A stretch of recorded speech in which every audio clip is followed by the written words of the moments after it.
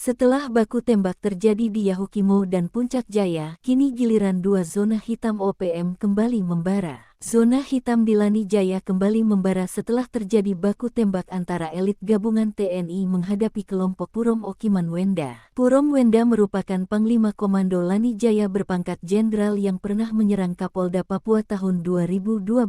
Tindakan kejahatannya di Lani Jaya membuat resah masyarakat adat Papua karena kerap memeras pejabat desa, meminta hasil bumi dan uang dana desa. Saat dikepung, Serdadu Purom Wenda mencoba melawan, namun aparat kemudian melakukan tembakan balasan dan membuat puluhan anggota Purom Wenda termasuk sang panglima kabur meninggalkan markas di pegunungan zona hitam itu. Sementara itu di tempat terpisah, Timika dibuat membara. Sejumlah tokoh adat marah besar karena tokoh pemersatu Papua, Jotemus Dekme alias Arianus Dekme ditemukan meninggal di markasnya, Kalikopi Timika. Diduga ada kelompok lain yang tak senang dengan sepak terjang Jotemus. Tokoh masyarakat Kalikopi, Julianus Wenda, mengaku sangat kehilangan atas kepergian sosok yang dikenal membawa pesan perdamaian itu. Bapak Jotemus, beliau selalu mengajak kami hidup damai, tidak terprovokasi, dan bekerja sama menjaga keamanan kampung. Tindakan keji ini sungguh tidak bisa diterima, ujarnya dengan nada pilu, Senin tanggal 6 Oktober tahun 2025.